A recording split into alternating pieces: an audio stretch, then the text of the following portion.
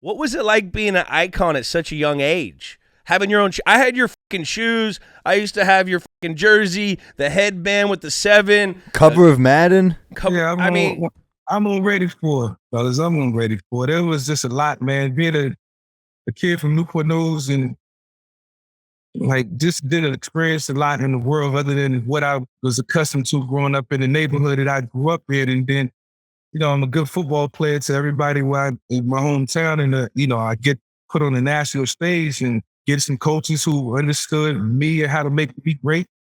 And they did that. And all of a sudden, I'm the first round pick. And, I got all these accolades and I'm ready to face a franchise. And, you just don't really know what that means at the age of 22. I can tell you this, though, if my son was to be put in that position, he'll be ready for it and equipped for it, and he's going to maximize it. He's going to, he try to transcend it to and be a generational type of talent.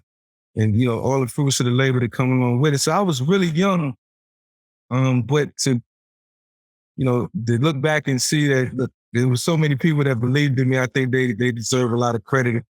I just tried to enjoy every moment of it and soak it all in. But I really wasn't ready for the media that came along with it. I wasn't ready for the attention that came along with it, the autographs. It was all, it got to a point where I was like, I just want to just play ball, man. What was the peak of that?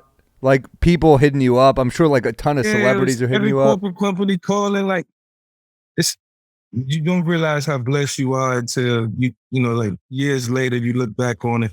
Still blessed to this day. I don't take anything away, but it was overwhelming.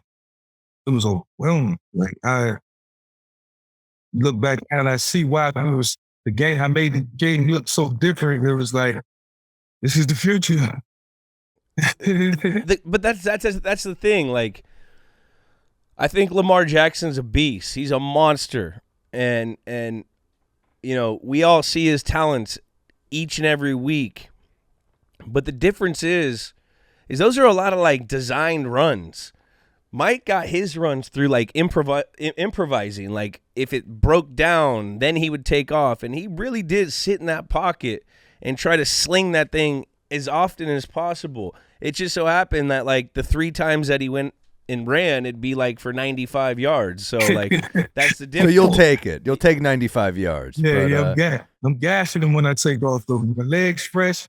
When I started to realize, Julian, if I come out and exert some of my energy, not too much, because my receivers, I used to look at my receivers and I see how hard they work and them guys sacrificing, they running. Like, man, I'm going to reward these guys. We got to get on the same page, and it's the quickest way to advance the ball down the field. They professionals too. Whether I was in college, I'm like, when these dudes deserve it, they just running like a track team. So being on the same page with them was extremely important to me.